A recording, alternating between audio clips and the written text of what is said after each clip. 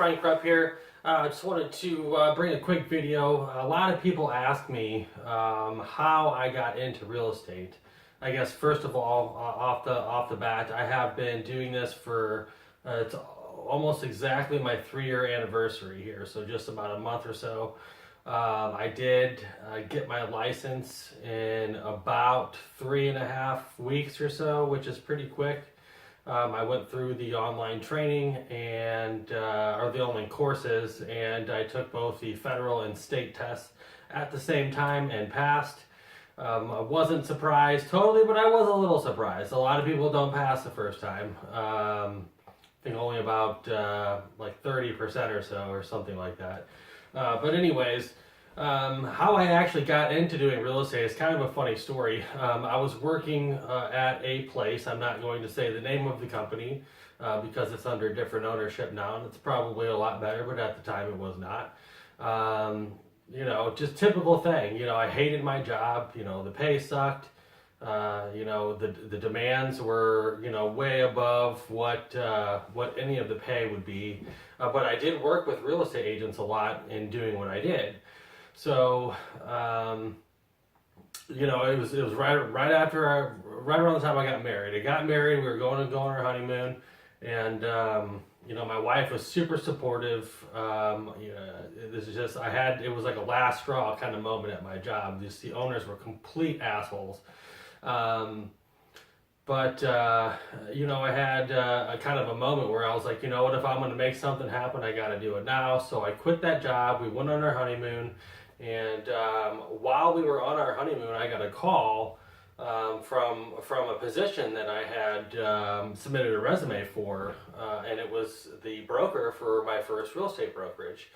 And we had a good talk, and he basically said, "Hey, listen, enjoy the rest of your honeymoon. Call me when you get back. We'll meet up." So that's what happened. We met up, kind of went over everything. At the time, I had no idea that it was a position for an actual real estate agent. I thought it was more of like an administrative kind of sales kind of thing.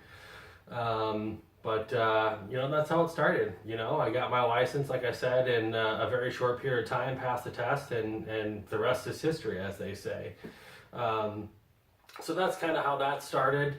3 years later, here I am. A lot of agents, if they're going to sink or swim, they sink within the first 6 months. It is not for everybody. Just a couple of tips for either new agents, people going through school, going through the coursework to be a real estate agent, or those considering the career. It's fucking terrifying at first. I'm not gonna lie to you, and just to put it bluntly, it's pretty fucking scary. When you go from having a guaranteed paycheck every 2 weeks to, you really kind of have to bust your ass to get anything. And for me personally, I have some really good months and I have some really bad months. I'm not at the point yet where I've got that steady, consistent, month after month kind of, repeat business kind of thing. But we're getting there, and like I said, I'm 3 years in, and, I'm not there yet. Some people, have, that first year of success. I sold 15 homes my first year, which is a decent amount. I'm at the brokerage I'm at now. I'm more on my own. As far as, it's my own business. I do all my own marketing. I make my own decisions, as opposed to the first place that I started out at, which I honestly wouldn't have done it any differently. It was a great place to be, great people, but I was only a buyer's agent.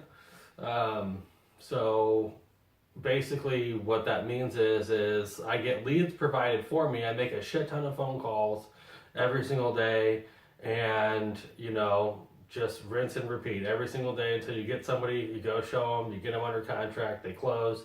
The splits weren't very good, and I also had another fee on top of my split that I paid every month. But to be honest with you, that's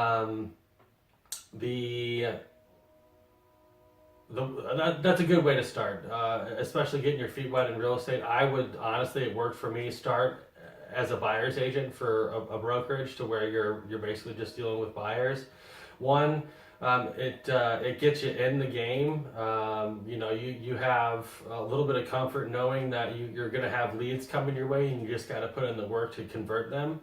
It allows you to get the experience, you know, writing deals. You know, in theory, you should, you know, have quite a few. Get used to the contract, get used to talking about everything.